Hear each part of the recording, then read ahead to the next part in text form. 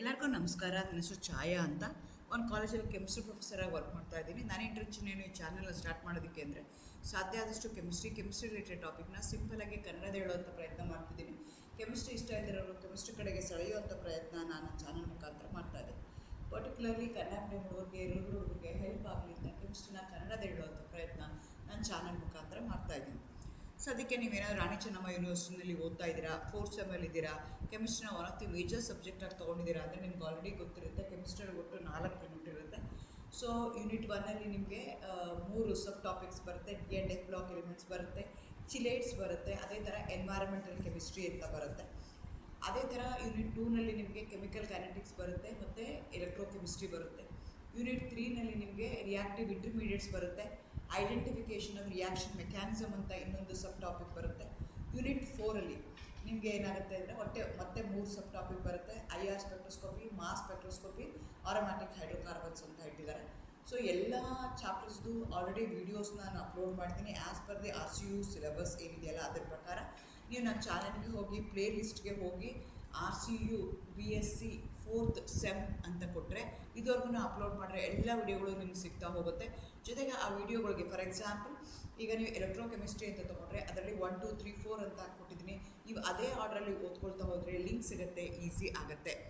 ಅದೇ ಥರ ಈಗ ಯೂನಿಟ್ 2ನಲ್ಲಿ ಅಥವಾ ಯೂನಿಟ್ 1 ಎಲ್ಲ ವೀಡಿಯೋಸು ಅಪ್ಲೋಡ್ ಆಗಿದೆ. ಯೂನಿಟ್ 3 ಮತ್ತು ಯೂನಿಟ್ 3 4 ಎಲ್ಲ ವೀಡಿಯೋಸು ಅಪ್ಲೋಡ್ ಆಗಿದೆ. ಯೂನಿಟ್ 2ನಲ್ಲಿ ಎಲೆಕ್ಟ್ರೋ ಕೆಮಿಸ್ಟ್ರಿದು ವೀಡಿಯೋಸ್ ಅಪ್ಲೋಡ್ ಮಾಡಿದ್ದೀನಿ along with a question and answers. ಅದೇ ಥರ ಇನ್ನೊಂದು ಸಬ್ ಟಾಪಿಕ್ಸ್ ಬರುತ್ತೆ ಕೆಮಿಕಲ್ ಕೈನೆಟಿಕ್ಸ್ ಅಂತ. ಅದರದ್ದು ವೀಡಿಯೋಸು ಅಂದರೆ ಸಬ್ಜೆಕ್ಟ್ ವೈಸ್ ಮಾಡಿಲ್ಲ, ಬಟ್ ಇಂಪಾರ್ಟೆಂಟ್ ಕ್ವಶನ್ಸ್ ಯಾವುದಿದೆ ಸಿನ್ಸ್ ಎಕ್ಸಾಮ್ ಹತ್ರ ಬರ್ತಾ ಇದೆ. ಸೊ ಅದರದ್ದು ವೀಡಿಯೋಸ್ನ ಹಾಕಿ ಅಂತ ಹೇಳ್ತಾ ಇದ್ದಾರೆ. ಸಾಧ್ಯ ಆದರೆ ವೀಡಿಯೋಸ್ ಹಾಕ್ತೀನಿ ಆ ಟಾಪಿಕ್ಸಿನ ಸಿಲೆಬಸ್ ಪ್ರಕಾರ ಏನಿದೆಯೋ ಅದು. ಇಲ್ಲ ಅಂತಂದರೆ ಕ್ವಶನ್ ಆ್ಯಂಡ್ ಆನ್ಸರ್ಸ್ ಆದರೂ ಹಾಕೋಣ ಅಂತ ಇವತ್ತು ಕ್ವಶನ್ ಆ್ಯಂಡ್ ಆನ್ಸರ್ಸ್ ಹಾಕೋಣ ಅಂತ ಅಂದ್ಕೊಳ್ತಾ ಇದ್ದೀನಿ. ಹೇಗೆ ನಿಮ್ಗೆ ಆಲ್ರೆಡಿ ಗೊತ್ತಿದೆ ನಿಮ್ಮ ಕ್ವಶನ್ ಪೇಪರ್ ಪ್ಯಾಟರ್ನಲ್ಲಿ ನಿಮಗೆ ಯಾವ ಥರ ಇರುತ್ತೆ ಅಂತ. 2 ಪಾರ್ಟ್ ಇರುತ್ತೆ. ಪಾರ್ಟ್ ಎನಲ್ಲಿ ನಿಮ್ಗೆ ಏನಾಗಿರುತ್ತೆ ಅಂದರೆ 2 ಮಾರ್ಕ್ಸ್ ಕ್ವಶನ್ಸ್ ಇರುತ್ತೆ. ಎಲ್ಲ ಯೂನಿಟ್ದು 4 ಯೂನಿಟ್ದು ಕಂಬೈನ್ ಮಾಡಿ ಕ್ವಶನ್ಸ್ ಇರ್ತವೆ. ಅದೇ ಥರ ನೆಕ್ಸ್ಟ್ ಪಾರ್ಟಿಗೆ ಬಂದರೆ ಪಾರ್ಟ್ ಬಿಗೆ ಬಂದರೆ ಅದರಲ್ಲಿ ನಿಮಗೆ ಕ್ವಶನ್ ನಂಬರ್ 2 3 4 5 ಕ್ವಶನ್ಸ್ ಇರುತ್ತೆ. ಕ್ವಶನ್ ನಂಬರ್ 1ನಲ್ಲಿ ಯೂನಿಟ್ 1 ಕ್ವಶನ್ಸ್ ಇರುತ್ತೆ. ಕ್ವಶನ್ ನಂಬರ್ 2ನಲ್ಲಿ ಸೆಕೆಂಡ್ ಯೂನಿಟ್ ಕ್ವಶನ್ಸ್ ಇರುತ್ತೆ. ಕ್ವಶನ್ ನಂಬರ್ 3ನಲ್ಲಿ ನಿಮಗೆ 4ಅಲ್ಲಿ ಏನಾಗಿರುತ್ತೆ ಯೂನಿಟ್ 3 ಕ್ವಶನ್ಸ್ ಇರುತ್ತೆ. ಕ್ವಶನ್ ನಂಬರ್ 5ಅಲ್ಲಿ ನಿಮ್ಗೆ ಏನಾಗಿರುತ್ತೆ ಅಂದರೆ ಯೂನಿಟ್ 4 ಕ್ವಶನ್ಸ್ ಇರುತ್ತೆ. ಸೊ ಎ ಪಾರ್ಟಲ್ಲಿರೋ ಕ್ವಶನ್ಸ್ಗೆಲ್ಲ ಎಷ್ಟು ಮಾರ್ಕ್ಸ್ ಇರುತ್ತೆ? 2 ಮಾರ್ಕ್ಸ್ಗೆ ಇರುತ್ತೆ. ಅದೇ ಥರ ಬಿ ಪಾರ್ಟಲ್ಲಿರೋ ಕ್ವಶನ್ಸ್ಗೆ ಮ್ಯಾಕ್ಸಿಮಮ್ 5 ಮಾರ್ಕ್ಸ್ ಕ್ವಶನ್ಸ್ ಇರುತ್ತೆ. ಸೊ ನೀವು ಮೆಂಟಲಿ ಪ್ರಿಪೇರ್ ಆಗಬೇಕು ಅಂತಂದರೆ 2 ಮಾರ್ಕ್ಸ್ ಕ್ವಶನ್ ಪ್ರಿಪೇರ್ ಆಗಬೇಕಾಗತ್ತೆ ಪ್ರತಿಯೊಂದು ಚಾಪ್ಟ್ರಲ್ಲೂ. ಇಲ್ಲ ಅಂದರೆ 5 ಮಾರ್ಕ್ಸ್ ಕ್ವಶನ್ಸ್ ಆಗುತ್ತೆ. 5 ಮಾರ್ಕ್ಸ್ ಆಗಿಲ್ಲ ಅಂದರೆ ಅದನ್ನು ಡಿವೈಡ್ ಮಾಡಿ 4+1 ಮಾಡ್ಬೋದು, ಇಲ್ಲಾಂದರೆ 3+2 ಮಾಡ್ಬೋದು. ಆ ರೀತಿಯಾಗಿ ಸೊ ನೀವು ಯಾವ್ಯಾವ ಥರ ಕ್ವಶನ್ಸ್ ನೋಡಬೇಕು, 1 ಮಾರ್ಕ್ ಕ್ವಶನ್ ನೋಡಬೇಕು, 2 ಮಾರ್ಕ್ಸ್ ಕ್ವಶನ್ಸ್ ಯಾವ್ದು ಬರ್ಬೋದು ಅಂತ, 3 ಮಾರ್ಕ್ಸ್ ಕ್ವಶನ್ ಯಾವ್ದು ಬರ್ಬೋದು ಅಂತ, ಅದೇ ರೀತಿ 5 ಮಾರ್ಕ್ಸ್ ಕ್ವಶನ್ ಯಾವ್ದು ಬರ್ಬೋದು ಅಂತ ನೀವು ಡಿಸೈಡ್ ಮಾಡಿಕೊಂಡು ಅಕಾರ್ಡಿಂಗ್ಲಿ ನೀವು ಸ್ಮಾರ್ಟಾಗಿ ಓದಿದ್ರೆ ಎಕ್ಸಾಮ್ಗೆ ಈಸಿ ಆಗುತ್ತೆ. So right the ಅರೇನಿಯಸ್ equation and indicate the terms involved in it ಅಂತ ಕೇಳ್ತಾರೆ. ಸೊ ಅವಾಗ K = A e⁻ EA/RT ಅಂತ ಬರೀತೀರಿ. Where K is a rate constant, A is the frequency factor representing the number of effective collisions, EA is the activation energy of the reaction, R is the universal gas constant, T is the absolute temperature in Kelvin. So ನೀವು ಯಾವಾಗೂ ಸಿಸ್ಟಮ್ಯಾಟಿಕ್ಕಾಗಿ ಬರೀತೀವಿ ಅಂತಂದರೆ ಆ units ಏನಿರುತ್ತಲ್ಲ ಆ ಯೂನಿಟ್ಸ್ಗೆಲ್ಲ ನೀವೇನು ಮಾಡಬೇಕು with a unit ಬರೆದ್ರೆ ಸರಿ ಅನಿಸುತ್ತೆ. ಸೊ ಎ ಅಂದರೆ ಏನು, ಇ ಅಂದರೆ ಏನು, ಕೆ ಎ ಅಂದರೆ ಏನು, ಅದನ್ನೆಲ್ಲ ನೀವೇನು ಮಾಡಬೇಕಾಗತ್ತೆ ಈಕ್ವೇಷನ್ ಬರೆದು ಆ ಟರ್ಮ್ಸ್ನ ಎಕ್ಸ್ಪ್ಲೈನ್ ಮಾಡಬೇಕಾಗತ್ತೆ 2 ಮಾರ್ಕ್ಸ್ ಕ್ವಶನ್ನು. ಅದೇ ಥರ ಡಿಫೈನ್ ಆಕ್ಟಿವೇಷನ್ ಎನರ್ಜಿ ಅಂತ ಹೇಳ್ತೀವಿ. 2 ಮಾರ್ಕ್ಸ್ ಇರುತ್ತೆ. The minimum energy that reacting molecules must possess for a successful collision leading to a reaction ಕೇಳ್ತಾರೆ. ಇದನ್ನು 2 ಮಾರ್ಕ್ಸ್ ಕ್ವಶನ್ನು. What is activation energy? It is the minimum amount of energy that is required for the reacting molecule so that they undergo successful collision that leads to a product. ಇದಕ್ಕೆ ನಾವೇನಂತ ಕರಿತೀವಿ? Activation energy ಅಂತ ಕರಿತೀವಿ. ಪ್ರತಿಯೊಂದು molecules react ಆಗೋಕ್ಕಿಂತ ಮುಂಚೆ ಅದಕ್ಕೆ ಒಂದು minimum amount of energy ಇರಲೇಬೇಕು. ಆ ಎನರ್ಜಿ ಇದ್ದರೆ ಪ್ರತಿಯೊಂದು ಮಾಲಿಕ್ಯೂಲಲ್ಲೂ ಅವಾಗಷ್ಟೇ ಏನು ಮಾಡ್ತೇವೆ, they start bombarding with each other. Bombard ಮಾಡಿದಾಗ ಏನಾಗುತ್ತೆ, ಓಲ್ಡ್ ಬಾಂಡ್ ಬ್ರೇಕ್ ಆಗುತ್ತೆ, ನ್ಯೂ ಬಾಂಡು ಫಾರ್ಮ್ ಆಗುತ್ತೆ. That's the way that it going to leads to reaction are that going to give me the product. ಈ minimum ಎನರ್ಜಿಗೆ ನಾವೇನಂತ ಕರಿತೀವಿ, activation energy ಅಂತ ಕರಿತೀವಿ. How does the temperature affect the rate of the constant of a reaction? ನಾನು already ಹೇಳಿದ್ದೀನಿ, rate constant ಅಂದರೆ Arrhenius equation ಪ್ರಕಾರ ನಾವು ಹೇಳಿದ್ವಿ. So increase in temperature increases the fraction of molecules with the energy greater than EA, hence the rate constant increases. Temperature increase ಆದಕ್ಕೆ rate constant ಏನಾಗುತ್ತೆ ಅಂತ ಕೇಳ್ತಾ ಇದ್ದಾರೆ.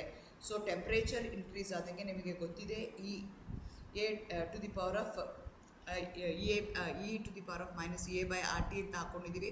ಹಾಗಾಗಿ ನಿಮಗೆ ಆ ಟಿ ಅನ್ನೋದು ಇನ್ಕ್ರೀಸ್ ಆದಾಗ ಏನಾಗುತ್ತೆ, ರೇಟ್ ಕಾನ್ಸ್ಟೆಂಟ್ ಏನಾಗುತ್ತೆ, ಆಟೋಮ್ಯಾಟಿಕಲಿ ಇನ್ಕ್ರೀಸ್ ಆಗುತ್ತೆ. ಯಾಕೆ ಇನ್ಕ್ರೀಸ್ ಆಗುತ್ತೆ ಅಂದರೆ fraction of molecules, the increases the fraction of molecules, friction of ಮಾಲಿಕ್ಯೂಲ್ಸ್ನ ಜಾಸ್ತಿ ಮಾಡ್ತಾ ಹೋಗುತ್ತೆ. With energy greater than E A ಆಗುತ್ತೆ. ಎಫೆಕ್ಟಿವ್ ಇ ಎ ಅಂದರೆ ಆ್ಯಕ್ಟಿವೇಶನ್ ಎನರ್ಜಿಗಿನ ಜಾಸ್ತಿ ಆದಾಗ ಎಫೆಕ್ಟಿವ್ ಕೊಲ್ಯೂಷನ್ ಆಗುತ್ತೆ. ಎಫೆಕ್ಟಿವ್ ಕೊಲ್ಯೂಷನ್ ಆದಾಗ ರೇಟ್ ಕಾನ್ಸ್ಟೆಂಟ್ ಏನಾಗುತ್ತೆ, ಇನ್ಕ್ರೀಸ್ ಆಗುತ್ತೆ. Write the formula use to calculate the activation energy when rate constant at 2 different temperatures R non. ಇದ್ರ ಮೇಲೆ ಪ್ರಾಬ್ಲಮ್ಸು ಕೊಡ್ಬೋದು ಅವರು. ಸೊ ಅಲ್ಲಿ ಏನು ಬರ್ಕೊಂಡಿದ್ದೆಲ್ಲ ಕೆ ಇಸ್ ಕೊಟ್ಟು ಅರೇನಿಯಸ್ ಈಕ್ವೇಷನ್ನೇ ಇನ್ನೊಂದು ಫಾರ್ಮಲ್ಲಿ ಬರಿತಾ ಇದ್ದೀವಿ. ವಿತ್ ಅ ಡಿಫ್ರೆಂಟ್ ಟೆಂಪ್ರೇಚರ್ ಕೊಟ್ಟಾಗ IN/K2/K1 is equal to EA/R bracket ಒಳಗಡೆ 1 - T1 - 1 - T2 ಅಂತ ಹಾಕೊಳ್ತೀವಿ. ಇದ್ರ ಮೇಲೆ ಪ್ರಾಬ್ಲಮ್ಸನ್ನು ಅವರು ಕೊಡ್ಬೋದು. State postulates of pollution theory ಅಂತ ಹೇಳ್ತಾರೆ. ಯಾವ್ದಾದ್ರು ಎರಡು ಮಾರ್ಕ್ ಕೇಳ್ತಾ ಇರೋದಕ್ಕೋಸ್ಕರ ಯಾವ್ದಾದ್ರು 2 ಕ್ವಶನ್ ಹೇಳಿದ್ರು, 2 ಪಾಸ್ಟುಲೇಟ್ ಹೇಳಿದ್ರು ಸಾಕಾಗತ್ತೆ. ಸೇಮ್ ಕ್ವಶನ್ ಅವ್ರು 5 ಮಾರ್ಕಿಗೆ ಕೇಳ್ಬೋದು. ಆವಾಗ ನೀವೇನು ಮಾಡಬೇಕಾಗುತ್ತೆ, 5 ಪಾಯಿಂಟ್ಗಳನ್ನ ಅಲ್ಲಿ ನೀವು ಎಕ್ಸ್ಪ್ಲೈನ್ ಮಾಡಬೇಕಾಗತ್ತೆ. Chemical reaction only when reactant molecules collide with each other. So ಯಾವಾಗ ಕೆಮಿಕಲ್ ರಿಯಾಕ್ಷನ್ಸ್ ಆಗುತ್ತೆ ಅಂದರೆ ಆ ರಿಯಾಕ್ಟಿಂಗ್ ಮಾಲಿಕ್ಯೂಲ್ಸ್ ಏನಾಗಬೇಕು, ಕೊಲೈಡ್ ಆಗಬೇಕು ಅಂತ ಹೇಳ್ತಾರೆ. Colliding molecules must have correct orientation for the bond to break and form the new bond ಅಂತ ಹೇಳ್ತಾರೆ. ಆ ಓರಿಯೆಂಟೇಷನ್ಸ್ ಫಸ್ಟು ಕೊಲೈಡ್ ಆಗಬೇಕು. ಕೊಲೈಡ್ ಆಗಬೇಕು ಅಂದರೆ ಅವಕ್ಕೆ ಮಿನಿಮಮ್ ಎನರ್ಜಿ ಇರಬೇಕು. ಮಿನಿಮಮ್ ಎನರ್ಜಿ ಜೊತೆಗೆ ಎಫೆಕ್ಟಿವ್ ಮಿನಿಮಮ್ ಎನರ್ಜಿ ಜೊತೆಗೆ orientation. How it going to orient when they collide with each other. So bond break ಮಾಡೋದಕ್ಕೆ, ಬಾಂಡ್ ಫಾರ್ಮ್ ಮಾಡೋದಕ್ಕೆ ಓರಿಯೆಂಟೇಷನ್ ಯಾವ ಥರ ಅವು ಕಂಬೈನ್ ಆಗ್ತಾ ಇದ್ದಾವೆ ಅನ್ನೋದು ಇಂಪಾರ್ಟೆಂಟ್ ಆಗುತ್ತೆ. Only collision with energy equal or greater than the activation energy are effective ಅಂತ ಹೇಳ್ತಾರೆ. Not all collisions lead to the reaction. Only those with a proper orientation and sufficient energy result in a product formation. The rate of the reaction is proportional to the number of effective collision per unit time. So postulates ಏನು ಹೇಳುತ್ತೆ ಅಂದರೆ, collusion theory ಪ್ರಕಾರ ಯಾವುದೇ ಒಂದು reaction ಆಗಬೇಕು ಅಂದರೆ reacting molecules collide ಆಗಬೇಕು. Collide ಆಗಬೇಕು ಅಂತಂದರೂ ಆ ಕೊಲೈಡಿಂಗ್ ಮಾಲಿಕ್ಯೂಲ್ಸ್ಗೆ ಆ್ಯಕ್ಟಿವೇಶನ್ ಎನರ್ಜಿ ಜಾಸ್ತಿ ಇರಬೇಕು, ಎಫೆಕ್ಟಿವ್ ಕೊಲ್ಯೂಷನ್ ಇರಬೇಕು. ಎರಡನೇದು ಓರಿಯೆಂಟೇಷನ್ ಸೇಮ್ ಇರಬೇಕು. ಅವಾಗಷ್ಟೇ ಅದು ಆಗುತ್ತೆ, ಇಲ್ಲ ಅಂದರೆ ಆಗಲ್ಲ ಅಂತ ಹೇಳ್ತಾರೆ. ಸೊ ಎಲ್ಲ collision doesn't lead to the formation of the product. So they should have a sufficient energy and also orientation same ಇರಬೇಕು ಅಂತ ಹೇಳ್ತಾರೆ. ರೇಟ್ ಆಫ್ ದಿ ರಿಯಾಕ್ಷನ್ ಯಾವುದ್ರ ಮೇಲೆ ಡಿಪೆಂಡ್ ಆಗುತ್ತೆ ಅಂದರೆ, it depends upon number of effective ಕೊಲ್ಯೂಷನ್ಸ್ per unit time ಮೇಲೆ depend ಆಗುತ್ತೆ ಅಂತ ಹೇಳ್ತಾ ಇದ್ದಾರೆ. ನೀವು 2 ಮಾರ್ಕು ಕೇಳ್ಬೋದು, ಇದನ್ನು 5 ಮಾರ್ಕು ಕೇಳ್ಬೋದು. 2 ಮಾರ್ಕ್ ಕೇಳಿದ್ರೆ ಅದ್ರ 2 ಹೇಳಿದ್ರೆ ಸಾಕಾಗುತ್ತೆ. 5 ಮಾರ್ಕ್ ಕೇಳಿದ್ರೆ ಎಲ್ಲನೂ ನೀವು ಹೇಳಬೇಕಾಗತ್ತೆ. What is Lindemann's mechanism for unimolecular reactions ಅಂತ ಹೇಳ್ತಾ ಇದ್ದಾರೆ. Lindemann's mechanism explains unimolecular reaction actually occur through 2 step. So ಯಾವುದೇ ಒಂದು ಯೂನಿಮಾಲಿಕ್ಯುಲರ್ ರಿಯಾಕ್ಷನ್ ಅಂತಂದರೆ ಒಂದೇ ಒಂದು ರಿಯಾಕ್ಟೆಂಟ್ ಇರುವಂಥದ್ದು. ಅದ್ರದ್ದು ಎಕ್ಸ್ಪ್ಲೈನ್ ಮಾಡಬೇಕು ಅಂತಂದರೆ ಯೂನಿಮಾಲಿಕ್ಯುಲರ್ ರಿಯಾಕ್ಷನಲ್ಲಿ ಲಿಂಡರ್ಮೆನ್ಸ್ ಮೆಕ್ಯಾನಿಸಮ್ ತೊಗೊಳ್ತೀವಿ. ಅವ್ರು ಹೇಳ್ತಾರೆ ಈ ಮೆಕ್ಯಾನಿಸಮು 2 ಸ್ಟೆಪ್ಪಲ್ಲಿ ಆಗುತ್ತೆ ಅಂತ ಹೇಳ್ತಾರೆ.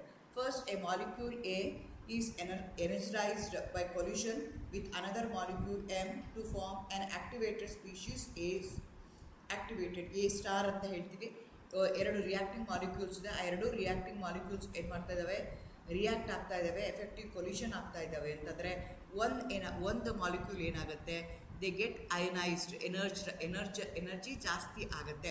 ಯಾವುದಕ್ಕೆ ಎನರ್ಜಿ ಜಾಸ್ತಿ ಆಗುತ್ತಲ್ಲ, ನಾವು ಒಂದು automatically other one will going to lose energy. So ಯಾವುದು ಎನರ್ಜಿ ಗೇನ್ ಆಗಿರುತ್ತಲ್ಲ ಅದನ್ನು ನಾವು ಆಸ್ಟ್ರಿಚ್ ಮಾರ್ಕಲ್ಲಿ ಹಾಕ್ತೀವಿ. Then A is either decomposes to product. So ಅದು ಏನಾಗುತ್ತೆ, that leads to the formation of the product. First activation ಆಗುತ್ತೆ, ಇದು ಎ ಸ್ಟಾರ್ ಆಗುತ್ತೆ. A star leads to the product formation. ಈ ರೀತಿಯಾಗಿ 2 ಸ್ಟೆಪ್ಪಲ್ಲಿ ಆಗುತ್ತೆ.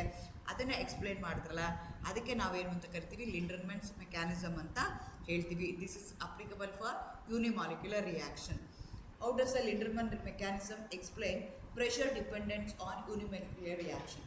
ಸೊ ಈ ಯೂನಿಮಾಲಿಕ್ಯುಲರ್ ರಿಯಾಕ್ಷನ್ಸ್ ಏನಾಗುತ್ತೆ, ಡಿಪೆಂಡ್ಸ್ ಆನ್ ಪ್ರೆಷರ್ ಅಂತ ಹೇಳ್ತೀವಿ. ಸೊ ಪ್ರೆಷರ್ ಜಾಸ್ತಿ ಆದರೆ ಏನಾಗುತ್ತೆ, ಪ್ರೆಷರ್ ಡಿಕ್ರೀಸ್ ಆದರೆ ಏನಾಗುತ್ತೆ, ಅಥವಾ ಲೋ ಪ್ರೆಷರಲ್ಲಿ ಏನಾಗುತ್ತೆ, ಹೈ ಪ್ರೆಷರಲ್ಲಿ ಏನಾಗುತ್ತೆ ಅಂತ ನಾವು ನೋಡ್ಕೋಬೇಕಾಗತ್ತೆ. At low pressure, the rate of the second order depends on both reactant molecule A and molecule B. Pressure low ಇದ್ದಾಗ ರೇಟ್ ಏನಾಗುತ್ತೆ, ಸೆಕೆಂಡ್ ಆರ್ಡರ್ ರಿಯಾಕ್ಷನ್ ಆಗುತ್ತೆ. ಹೈ ಪ್ರೆಷರ್ ಇದ್ದಾಗ the rate becomes first order ಅಂತ ಹೇಳ್ತೀವಿ.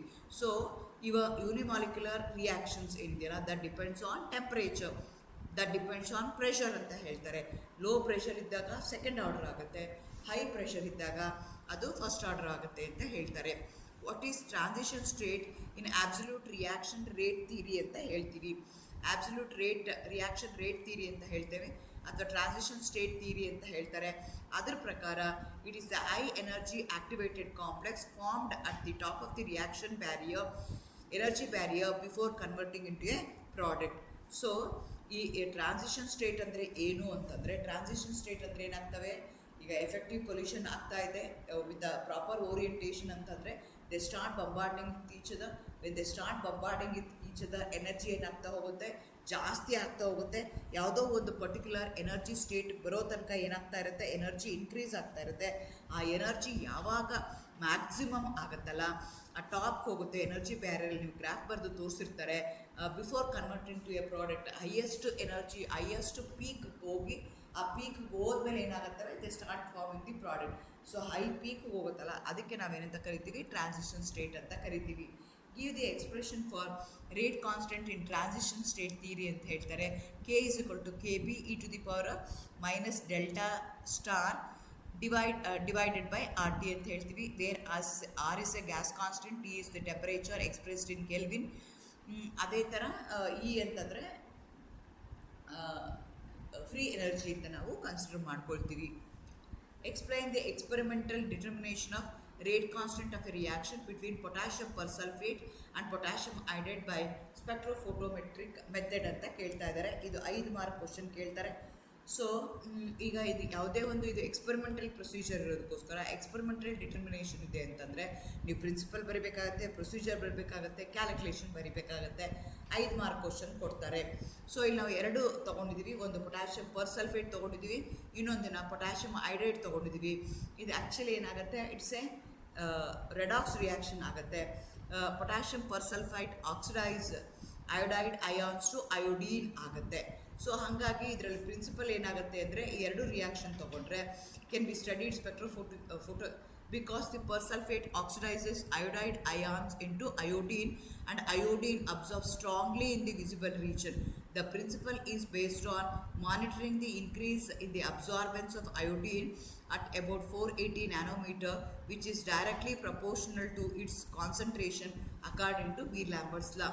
The reaction between persulfate K2H2O8 and potassium iodide Ki produces iodine which can be monitored spectrophotometrically. The reaction is that ಇದನ್ನು ಯಾಕೆ ನಾವು ಸ್ಪೆಕ್ಟ್ರೋಫೋಟೋಮೆಟ್ರಿಕಲಿ ಮಾಡ್ತಾ ಇದ್ದೀವಿ ಅಂತಂದರೆ, 2 ರಿಯಾಕ್ಟ್ ಆದಾಗ it's a second order reaction.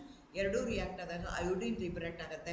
Iodine can be easily absorbed in UV visible ರೀಜನಲ್ಲಿ absorb ಆಗುತ್ತೆ at 480 nanometre. ಹಂಗಾಗಿ ನಾವೇನು ಮಾಡ್ತಾ ಇದ್ದೀವಿ, ಈ ರಿಯಾಕ್ಷನ್ನ ಸ್ಪೆಕ್ಟ್ರೋಫೋಟೋಮೆಟ್ರಿಕ್ ಮೆಥಡಲ್ಲಿ ಐಡೆಂಟಿಫೈ ಮಾಡ್ತಿದ್ದೀವಿ ಅಂತ ಹೇಳ್ತಾ ಇದ್ದಾರೆ. ಅದರದ್ದು ಲ್ಯಾಂಬ್ಡಾ ಮ್ಯಾಕ್ಸ್ ಎಷ್ಟಿರುತ್ತೆ ಅಂದರೆ 480 ನ್ಯಾನೋಮೀಟರ್. ನೀವು ಆಲ್ರೆಡಿ ಈಗ IR ಸ್ಪೆಕ್ಟ್ರೋಸ್ಕೋಪಿ ಓದ್ತಾ ಇದ್ದೀರಾ, ಅದೇ ಥರ ಲಾಸ್ಟ್ ಇಯರ್ UV ಸ್ಪೆಕ್ಟ್ರೋಸ್ಕೋಪಿ ಓದಿದ್ರಿ. ಸೊ UV ಸ್ಪೆಕ್ಟ್ರೋಸ್ಕೋಪಿನಲ್ಲಿ ಲ್ಯಾಂಬ್ಡಾ ಮ್ಯಾಕ್ಸ್ ಮೇಲೆ ನಾವು ವ್ಯಾಲ್ಯೂಸ್ನ ಹೇಳ್ತಾ ಹೋಗ್ತೀವಿ. ಆ ಬೇಸಿಸ್ ಮೇಲೆ ಇಲ್ಲಿ ಆಗ್ತಾ ಹೋಗುತ್ತೆ. ಪ್ರೊಸೀಜರ್ ಹೇಗೆ ಮಾಡ್ತೀವಿ ಅಂತಂದರೆ, ಪರ್ಸಲ್ಫೇಟು ಮತ್ತು potassium iodide solution, standard solution prepare ಮಾಡ್ತೀವಿ in a distilled water. 2 equal volumes of these solutions are mixed in a cuvette and immediately placed in a spectrophotometer. So ಏನು ಮಾಡ್ತಾ ಇದ್ದೀವಿ, ಸ್ಟ್ಯಾಂಡರ್ಡ್ ಸೊಲ್ಯೂಷನ್ಸ್ ಅಂದರೆ ಕಾನ್ಸಂಟ್ರೇಷನ್ ಗೊತ್ತಿರುತ್ತಲ್ಲ ಅಂಥ ಸೊಲ್ಯೂಷನ್ಗೆ ನಾವೇನಂತ ಕರಿತೀವಿ, ಸ್ಟ್ಯಾಂಡರ್ಡ್ ಸೊಲ್ಯೂಷನ್ಸ್ ಅಂತ ಕರಿತೀವಿ. So 0.1 sodium potassium persulfate, 0.1 potassium iodide solution ನಾವು ಡಿಸ್ಟಿಲ್ ವಾಟರಲ್ಲಿ ಪ್ರಿಪೇರ್ ಮಾಡ್ತಾ ಇದ್ದೀವಿ. ಇದು 10 ml ಅದು 10 ml ಎರಡೂ ಹಾಕಿ 20 ml ಆದಾಗ ಅದನ್ನು ನಾನು ಏನು ಮಾಡ್ತೀನಿ, ಕುವೆಟಲ್ಲಿ ಹಾಕ್ಬಿಟ್ಟು ಅದನ್ನೇನು ಮಾಡ್ತೀನಿ, ಸ್ಪೆಕ್ಟ್ರೋಫೋಟೋಮೀಟರ್ಗೆ ಹಾಕ್ತೀನಿ. ಅಬ್ಸಾರ್ಬೆನ್ಸ್ ನಾನು ಎಷ್ಟಕ್ಕೆ ಸೆಟ್ ಮಾಡಿರ್ತೀನಿ ಅಂತಂದರೆ 480 ನ್ಯಾನೋಮೀಟರ್ಗೆ ಸೆಟ್ ಮಾಡಿರ್ತೀನಿ. ಅಟ್ ರೆಗ್ಯುಲರ್ ಇಂಟರ್ವಲ್ಸ್ ಏನು ಆಗುತ್ತೆ ಅಂತ ನಾನು ಏನು ಮಾಡ್ತಾ ಹೋಗ್ತೀನಿ, amount of iodine concentration with a time ಏನಾಗ್ತಾ ಹೋಗುತ್ತೆ, ಇನ್ಕ್ರೀಸ್ ಆಗ್ತಾ ಹೋಗುತ್ತೆ. ಸೊ ಫಸ್ಟು 0th ಮಿನಿಟಿಗೆ ಮಾಡ್ತೀನಿ, ಏನಾಗುತ್ತೆ ಅಂತ ಕನ್ಸಿಡರ್ ಮಾಡ್ತೀನಿ. ಅಬ್ಸಾರ್ಬೆನ್ಸ್ ಎಷ್ಟು ಬರುತ್ತೆ ಅಂತ ಕನ್ಸಿಡರ್ ಮಾಡ್ತೀನಿ. ಅದೇ ಥರ ಏನು ಮಾಡ್ತೀನಿ, ಆಫ್ಟರ್ 5 ಮಿನಿಟ್ಸ್ ಚೆಕ್ ಮಾಡ್ತೀನಿ, ಆಫ್ಟರ್ 10 ಮಿನಿಟ್ಸ್ ಚೆಕ್ ಮಾಡ್ತೀನಿ, ಆಫ್ಟರ್ 15 ಮಿನಿಟ್ಸ್ ಈ ಥರ ಏನು ಮಾಡ್ತೀನಿ, ವಿತ್ ಅ ಟೈಮ್ ಸ್ಲಾಟ್ ಅದನ್ನೇನು ಮಾಡ್ತಾ ಹೋಗ್ತೀನಿ. ಅಟ್ 480 ನ್ಯಾನೋಮೀಟ್ರಲ್ಲೇ ನಾನೇನು ಮಾಡ್ತಾ ಹೋಗ್ತೀನಿ, amount of iodine that has been liberated ಅದನ್ನು ನಾನು ಫೈಂಡ್ ಔಟ್ ಮಾಡ್ಕೊಳ್ತಾ ಹೋಗ್ತೀನಿ.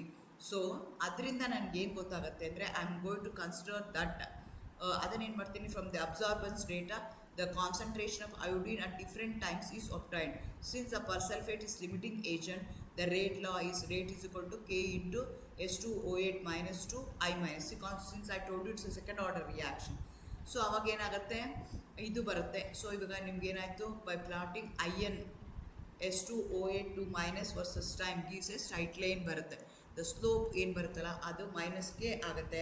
That is the rate constant of the -k ಇದೆ. ನಾವು k ಮಾಡಿಕೊಂಡ್ರೆ ಸ್ಲೋಪ್ ಏನಾಗುತ್ತೆ, the slope of ln S2O8 versus time plot gives a rate constant k for the reaction. ಈ ರೀತಿಯಾಗಿ ಅದನ್ನು ನಾವು ಕ್ಯಾಲ್ಕುಲೇಟ್ ಮಾಡ್ತೀವಿ. ಸೊ ಪ್ರಿನ್ಸಿಪಲ್ ಬರೀಬೇಕಾಗತ್ತೆ, ಪ್ರೊಸೀಜರ್ ಬರೀಬೇಕಾಗತ್ತೆ, ಟ್ಯಾಬ್ಯುಲರ್ ಕಾಲಮ್ ಬರೀಬೇಕಾಗತ್ತೆ, ಕ್ಯಾಲ್ಕುಲೇಷನ್ಸ್ ಬರೀಬೇಕಾಗತ್ತೆ, ರಿಸಲ್ಟ್ನ ನೀವು ಬರೀಬೇಕಾಗತ್ತೆ ಅಲಾಂಗ್ ವಿತ್ ದ ಗ್ರಾಫ್. ಅದೇ ಥರ describe the polarimetric method for determining the rate constant of inversion of cane sugar ಅಂತ ಹೇಳ್ತಾ ಇದ್ದಾರೆ. ಇದನ್ನು 5 ಮಾರ್ಕ್ ಕೇಳ್ತಾರೆ. ಎಕ್ಸ್ಪೆರಿಮೆಂಟಲ್ ಪ್ರೊಸೀಜರ್ ಅಂತ ಕೇಳ್ತಾರೆ. ಅದಕ್ಕೋಸ್ಕರ ನೀವೇನು ಮಾಡಬೇಕಾಗತ್ತೆ, ಎಕ್ಸ್ಪೆರಿಮೆಂಟಲ್ ಪ್ರೊಸೀಜರ್ ಅಲ್ಲಿ ಎಕ್ಸ್ಪ್ಲೈನ್ ಮಾಡಬೇಕಾಗತ್ತೆ. ಪ್ರಿನ್ಸಿಪಲ್ ಏನಾಗುತ್ತೆ ಅಂದರೆ, ಕೇನ್ ಶುಗರ್ ಅಂತ ಸುಕ್ರೋಸ್ ಏನಿದೆಯಲ್ಲ, it undergoes hydrolysis in acidic medium to form glucose and fructose. Fructose ಎರಡೂ ನಿಮಗೆ ಹೈಡ್ರಾಲಿಸಿಸ್ ಮಾಡಿದಾಗ ಬರ್ತಾ ಹೋಗುತ್ತೆ. ಬಿಕಾಸ್ ಕೇನ್ ಶುಗರ್ ಅಂತ ಸುಕ್ರೋಸ್ ಅಂತ ಏನು ಕನ್ಸಿಡರ್ ಮಾಡ್ತೀವಿ ಅದು ಡೈಸಾಕರೈಡ್ ಆಗಿದೆ. ಅದನ್ನು ಹೈಡ್ರಲೈಸ್ ಮಾಡಿದಾಗ ನಿಮಗೆ 2 ಮಾನೋಸಾಕರೈಡ್ ಯೂನಿಟ್ಸು ಬರುತ್ತೆ. ಈ ಸುಕ್ರೋಸ್ ಏನಿದೆಯಲ್ಲ ಅದನ್ನು ಡೆಕ್ಸ್ಟ್ರೋರೊಟೇಟರಿ ಅಂತ ಹೇಳ್ತೀವಿ. ಸೊ ನಾವು ಮಾಲಿಕ್ಯೂಲ್ಸ್ನ ಏನು ಮಾಡ್ತೀವಿ ಅಂದರೆ, if it is optically active ಅದೇ ನೀವು ಆಪ್ಟಿಕಲ್ ಐಸೋಮರಿಸಮಲ್ಲಿ ಸ್ಟೀರಿಯೋ ಐಸೋಮರಿಸಮಲ್ಲಿ ಓದ್ತೀರಾ. ಸೊ ಅಲ್ಲಿ 2 ಪಾರ್ಟ್ನ ನಾವು ಕನ್ಸಿಡರ್ ಮಾಡ್ತೀವಿ. ಒಂದಕ್ಕೆ ಡೆಕ್ಸ್ಟ್ರೋರೊಟೇಟರಿ ಅಂತ ಹೇಳ್ತೀವಿ, ಇನ್ನೊಂದಕ್ಕೆ ಲೇವೊರೊಟೇಟರಿ ಅಂತೀವಿ. The substances which have a capacity to rotate the plane polarise light towards right ಅದಕ್ಕೆ ಡೆಕ್ಸ್ಟ್ರೋರೊಟೇಟರಿ ಅಂತ ಹೇಳ್ತೀವಿ. The substances which have a capacity to rotate the plane polarise light towards left ಇದೆಯಲ್ಲ ಅದನ್ನು ನಾವೇನಂತ ಕರಿತೀವಿ, ಲೇವೊರೊಟೇಟರಿ ಅಂತ ಹೇಳ್ತೀವಿ. The change in optical rotation with the time can be measured using a polarimeter. ಇದಕ್ಕೊಂದು ಸ್ಪೆಷಲ್ ಆಗಿರೋಂಥ ಇನ್ಸ್ಟ್ರೂಮೆಂಟ್ನ ಯೂಸ್ ಮಾಡ್ತಾರೆ. ರೇಟ್ ಆಫ್ ರೊಟೇಷನ್ ಕಂಡುಹಿಡಿಯೋದಕ್ಕೆ, ಆಪ್ಟಿಕಲ್ ರೊಟೇಷನ್ನ ಕ್ಯಾಲ್ಕುಲೇಟ್ ಮಾಡೋದಕ್ಕೆ ಆ ಸಬ್ಸ್ಟೆನ್ಸ್ಗೆ ಆ ಇನ್ಸ್ಟ್ರೂಮೆಂಟ್ಗೆ ಏನಂತ ಕರಿತೀವಿ, ಪೊಲರಿಮೀಟರ್ ಅಂತ ಕರಿತೀವಿ. Rate of change of rotation is directly related to the rate of the reaction allowing the calculation of the rate constant. Procedure ಏನು ಅಂದರೆ, prepare the solution of the cane sugar in water, add a small amount of acid to catalyse the inversion. So inversion of cane sugar ಅಂತ ಹೇಳ್ತೀವಿ. So ನನಗೆ originally ಏನು configuration ಇರುತ್ತಲ್ಲ ಮಾಲಿಕ್ಯೂಲ್ದು ಅದರದ್ದು exactly opposite ಬಂದರೆ ಅವಾಗ ಅದನ್ನು ಏನಂತ ಕರಿತೀವಿ, ಇನ್ವರ್ಷನ್ ಅಂತ ಕರಿತೀವಿ. ಸೇಮ್ ಅದೇ ಥರ ಇತ್ತು ಅಂದರೆ ಅವಾಗ ರಿಟೆನ್ಷನ್ ಅಂತ ಹೇಳ್ತೀವಿ. ಸೊ ಇಲ್ಲಿ ಏನು ಮಾಡ್ತಾ ಇದ್ದೀವಿ, ಕೇನ್ ಶುಗರ್ ತೊಗೊಳ್ತೀವಿ, ಇಟ್ಸ್ ಎ ಡೆಕ್ಸ್ಟ್ರೋರೊಟೇಟರಿ ಅಂತ ಹೇಳ್ತಾ ಇದ್ದೀವಿ. So it has a capacity to rotate the plane polarise light ಇದೆ, ಅದು ರೊಟೇಟ್ ಮಾಡುತ್ತೆ. ಅದನ್ನು ನಾವೇನು ಮಾಡ್ತೀವಿ, ಇನ್ವರ್ಷನ್ನ ಕೊಡುತ್ತೆ. ಸೊ ಅದನ್ನು ತೊಗೊಳ್ತೀವಿ, ಸುಕ್ರೋಸ್ನ ತೊಗೊಂಡು ಅದಕ್ಕೆ ಸ್ಮಾಲ್ ಅಮೌಂಟ್ ಆಫ್ ಆ್ಯಸಿಡ್ನ ಹಾಕ್ಬಿಟ್ಟು ಅದನ್ನು ಆ್ಯಸಿಡ್ ಕೆಟಲೈಸರ್ಗೋಸ್ಕರ ಆ್ಯಸಿಡ್ ಹಾಕ್ಬಿಟ್ಟು ಅದನ್ನೇನು ಮಾಡ್ತೀವಿ, ಪೊಲರಿಮೀಟರ್ ಒಳಗಡೆ ಹಾಕ್ತೀವಿ. ಈ ಸೊಲ್ಯೂಷನ್ನ ಪೊಲರಿಮೀಟರ್ ಒಳಗಡೆ ಹಾಕ್ತೀವಿ. ಸೊ ಪೊಲರಿಮೀಟರ್ ಒಳಗಡೆ ಹಾಕ್ಬಿಟ್ಟು ಇನಿಷಿಯಲ್ ಆಪ್ಟಿಕಲ್ ರೊಟೇಷನ್ ಏನಿತ್ತಲ್ಲ ಅದನ್ನು ಆಲ್ಫಾ ನಾಟ್ ಅಂತ ಹೇಳ್ತೀವಿ. ಅದನ್ನು ರೆಗ್ಯುಲರ್ ಟೈಮ್ ಇಂಟರ್ವಲ್ಸಲ್ಲಿ ನಾವೇನು ಮಾಡ್ತಾ ಹೋಗ್ತೀವಿ, ಆಪ್ಟಿಕಲ್ ರೊಟೇಷನ್ನ ಫೈಂಡ್ ಔಟ್ ಮಾಡ್ತಾ ಹೋಗ್ತೀವಿ. ಆಲ್ಫಾ ಟಿ ಅಂತ ಹೇಳ್ತೀವಿ. Continue till the final constant rotation alpha infinity is reached corresponding to complete inversion. So ನಾವು ಏನು ಮಾಡಬೇಕು, ಕೇನ್ ಶುಗರ್ನ ಪ್ರಿಪೇರ್ ಮಾಡ್ತೀವಿ, ಅದಕ್ಕೆ ಮಿನಿಮಮ್ ಅಮೌಂಟ್ ಆಫ್ ಆ್ಯಸಿಡ್ನ ಹಾಕ್ತೀವಿ. ಅದನ್ನೇನು ಮಾಡ್ತೀವಿ, ಪೊಲರಿಮೀಟರ್ ಒಳಗಡೆ ಹಾಕ್ತೀವಿ. ಪೊಲರಿಮೀಟರ್ ಒಳಗಡೆ ಹಾಕಿದಾಗ ಅವಾಗ ಏನಾಗುತ್ತೆ, ಇನಿಷಿಯಲ್ ಸ್ಟೇಜಲ್ಲಿ ಏನು ಬರುತ್ತಲ್ಲ ಅಬ್ಸರ್ವ್ ರೊಟೇಷನ್ ಏನಿದೆಯಲ್ಲ ಅದನ್ನು ಆಲ್ಫಾ ನಾಟ್ ಅಂತ ಹೇಳ್ತೀವಿ. With intervals of time the amount of sucrose concentration decrease ಆಗ್ತಾ ಹೋಗುತ್ತೆ, ಗ್ಲೂಕೋಸ್ದು ಫ್ರಕ್ಟೋಸ್ದು ಕಾನ್ಸಂಟ್ರೇಷನ್ ಜಾಸ್ತಿ ಆಗ್ತಾ ಹೋಗುತ್ತೆ. at different intervals. What is the observed rotation, optical rotation, ಅದನ್ನು ಕ್ಯಾಲ್ಕುಲೇಟ್ ಮಾಡ್ತೀವಿ ಅಟ್ ದಟ್ ಪರ್ಟಿಕ್ಯುಲರ್ ಟೈಮ್. ಅದಕ್ಕೆ ಆಲ್ಫಾ ಟಿ ಅಂತ ಹೇಳ್ತೀವಿ. ಇದೇ ರೀತಿ ಕಂಟಿನ್ಯೂ ಮಾಡ್ತೀವಿ. ಕೊನೆಗೆ ಯಾವುದೋ ಒಂದು ಮ್ಯಾಕ್ಸಿಮಮ್ ಆದಮೇಲೆ ಇನ್ನು ಇದು ಅದು ಚೇಂಜ್ ಆಗೋದೇ ಇಲ್ಲ, there is no more to convert sucrose into glucose and fructose ಅಂತ ಆದಾಗ ಅದಕ್ಕೆ ನಾವೇನಂತ ಕರಿತೀವಿ, ಆಲ್ಫಾ ಇನ್ಫಿನಿಟಿ ಅಂತ ಕರಿತೀವಿ. ಸೊ ಇದನ್ನೆಲ್ಲ ನೀವೇನು ಮಾಡಬೇಕಾಗುತ್ತೆ, ಕ್ಯಾಲ್ಕುಲೇಟ್ ಮಾಡ್ಕೋಬೇಕಾಗುತ್ತೆ. ಫಸ್ಟು 0th ಮಿನಿಟ್ಗೆ ಅಬ್ಸರ್ವ್ಡ್ ರೊಟೇಷನ್ ಏನಾಗುತ್ತೆ, 10th ಮಿನಿಟ್ಗೆ 20 ಮಿನಿಟ್ 30 40 ಮಾಡ್ಕೊಳ್ತೀವಿ. ಅದೇ ಥರ infinite after 2 hours after 3 hours ಬಿಟ್ಬಿಟ್ಟು ಅದರದ್ದು ಏನು ಮಾಡ್ತೀನಿ ನಾನು, ಆಪ್ಟಿಕಲ್ ರೊಟೇಷನ್ ಏನಾಗುತ್ತೆ ಅಂತ ಕ್ಯಾಲ್ಕುಲೇಟ್ ಮಾಡ್ತೀನಿ. ಆ ಆಪ್ಟಿಕಲ್ ರೊಟೇಷನ್ಗೆ ನಾನು ಏನು ಮಾಡ್ತೀನಿ, ಆಲ್ಫಾ ಇನ್ಫಿನಿಟಿ ಅಂತ ಹೇಳ್ತೀನಿ. So alpha t minus alpha infinity ಮಾಡಿದಾಗ ಏನು ವ್ಯಾಲ್ಯೂ ಬರುತ್ತಾ ಅದನ್ನು ನಾನು ಏನು ಮಾಡ್ತೀನಿ, L N alpha t minus alpha nought divided by alpha nought by alpha infinity ಹಾಕ್ಕೊಂಡು ಕ್ಯಾಲ್ಕುಲೇಟ್ ಮಾಡ್ತೀನಿ. ಏನು ವ್ಯಾಲ್ಯೂ ಬರುತ್ತಲ್ಲ ಆ ವ್ಯಾಲ್ಯೂನ ನಾನು ಏನು ಮಾಡ್ತೀನಿ, I am going to plot that value against time. ಆವಾಗ ನನಗೆ ಏನು ಬರುತ್ತೆ, I am going to get a straight line passing through the origin. Slope is nothing but rate constant ಅಂತ ನಾವು ಕನ್ಸಿಡರ್ ಮಾಡ್ತೀವಿ. Rate constant for the first order reaction is given by k is equal to 1 by t in alpha t minus alpha not alpha minus alpha ಅಂತ ಹೇಳ್ತೀವಿ. So ಆ formula ಪ್ರಕಾರ ಏನು ಮಾಡಬೇಕಾಗತ್ತೆ, alpha not ಅಂದರೆ ಇನಿಷಿಯಲ್ ರೊಟೇಷನ್ ಆಗುತ್ತೆ, alpha T ಅಂದರೆ rotation at time T ಆಗುತ್ತೆ, ಆಲ್ಫಾ ಇನ್ಫಿನಿಟಿ ಅಂದರೆ ಫೈನಲ್ ರೊಟೇಷನ್ ಆಫ್ಟರ್ ಕಂಪ್ಲೀಷನ್ ಅಂತ ಹೇಳ್ತೀವಿ. The slope of the straight line obtained from the plot gives the rate constant k for the immersion of cane sugar ಅಂತ ಹೇಳ್ತೀವಿ. ಇದು 5 mark question ಆಗಿರೋದಕ್ಕೋಸ್ಕರ, experimental procedure ಆಗಿರೋದಕ್ಕೋಸ್ಕರ ಪ್ರಿನ್ಸಿಪಲ್ನ ಹೇಳಬೇಕಾಗತ್ತೆ, ಪ್ರೊಸೀಜರ್ನ ಹೇಳಬೇಕಾಗತ್ತೆ, ಟ್ಯಾಬ್ಯುಲರ್ ಕಾಲಮ್ ಬರೀಬೇಕಾಗತ್ತೆ, ಗ್ರಾಫ್ ಬರೀಬೇಕಾಗತ್ತೆ, ಕ್ಯಾಲ್ಕುಲೇಷನ್ನ ಬರೀಬೇಕಾಗತ್ತೆ. ಪ್ರತಿಯೊಂದಕ್ಕೂ ಒಂದೊಂದು ಮಾರ್ಕ್ಸ್ ನಿಮಗೆ ಕೊಡ್ತಾ ಹೋಗ್ತಾರೆ. These are the probable questions you may get in chemical kinetic ಚಾಪ್ಟರ್ನಲ್ಲಿ. ನೆಕ್ಸ್ಟ್ ವಿಡಿಯೋಗಳಲ್ಲಿ if you have any doubts you can comment, you can question below in a comment box. Like, share and subscribe for more chemistry videos. Next ವಿಡಿಯೋಗಳಲ್ಲಿ chemical ಕೈನೆಟಿಕ್ಸ್ನ collision theory ಇರ್ಬೋದು, transition theory ಇರ್ಬೋದು, ಅದನ್ನು in detail ಆಗಿ ಹೇಳೋಣ ಅಂತ ಅಂದ್ಕೊಳ್ತೀನಿ. Thank you, all the best, good luck.